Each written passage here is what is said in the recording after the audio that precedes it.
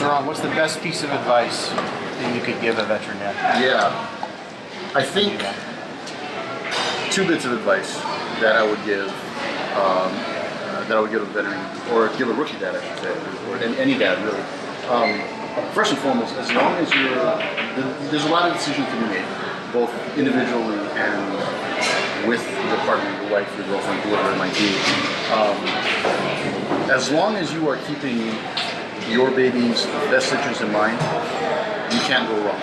You cannot go wrong. That advice, because then the motivation is you're speaking as a dad. You're not speaking as an individual, you're speaking as a dad, you're thinking as a dad. The other bit of advice is I would say don't try and set some ridiculous bar for yourself based off of your dad, nor try and fix some past mistake that was done to you. We're not in the business of, as a dad, we shouldn't be in the business of correction. We should be in the business of setting the expectation for ourselves looking forward, not backwards. Kind of a coaching kind of thing. Precisely. Yeah. So that would be, if you had to, I don't think I could give just one bit of advice to the rookie or to a dad.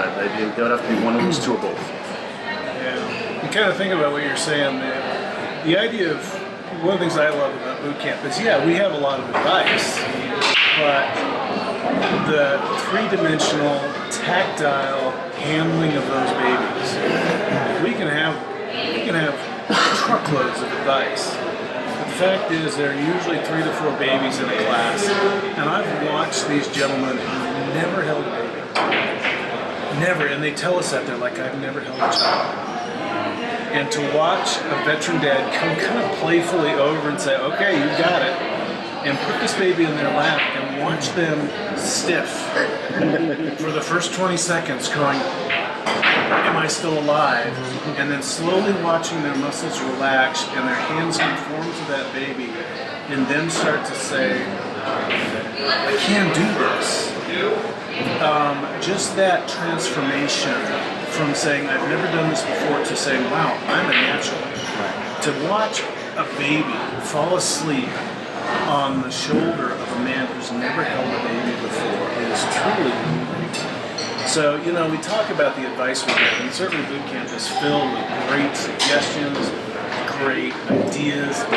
Those babies, geez, those provide so much confidence, so much real life that, I know there are other programs for dads out there, but they don't have kids on it. They don't have the 6-month and 4-month olds. And that is a dimensionally different experience. And it's important because that's how guys learn.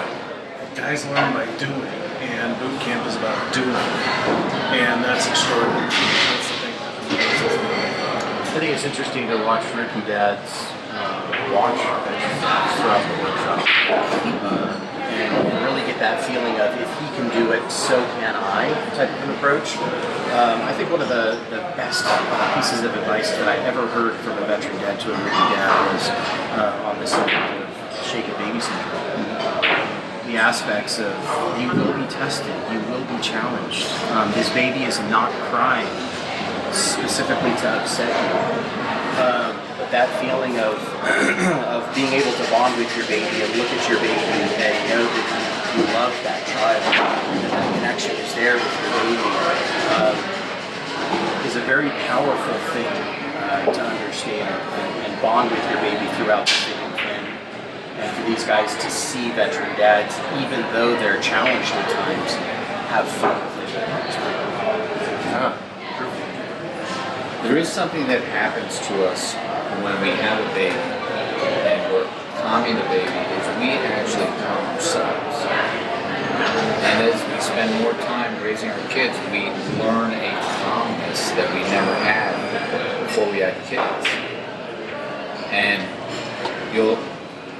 a vet will actually pass on to the rookie the idea that even when you feel you're in the middle of a hurricane and the bands are ripping around, the rain bands, if you can stay calm, even when you don't actually know what the right answer is, you can just stay calm and have that calmness.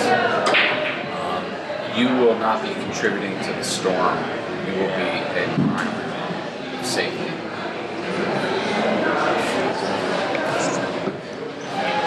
think along the lines of the experiential learning, I always try to reinforce the idea of get involved early.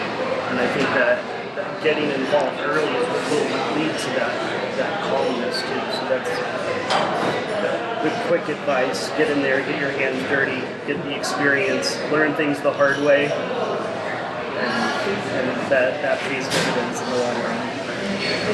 And how much we can know in advance too. One of the things that I always make a point of talking about is how much we need to support mom around breastfeeding specifically. It's one of the things that I've learned. I ask these veteran dads, how does mom feel about herself when breastfeeding isn't going well? I asked them right before that, and I said, how long does it take? And usually guys say it takes about 3 or 4 days before mom learns how to feed the baby learns how to be fed, and everything's good. And then I asked them, how does mom feel about herself when that's not going well? And to a man, these guys say, she feels terrible. She is tears, crying. The word failure comes up every time, that I am not a good enough mother.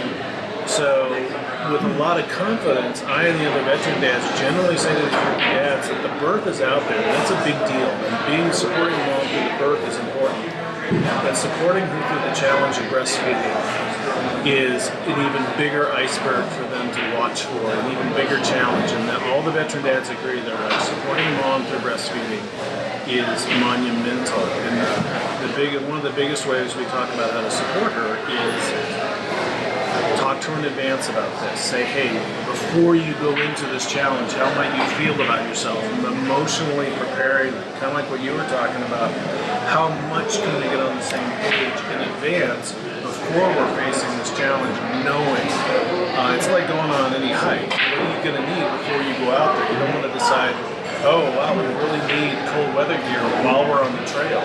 How much can we know and how much can we be emotionally prepared for before these things happen? And how much can the mom and dad talk about these things beforehand? And that breastfeeding is the biggest example for me. It's a good one.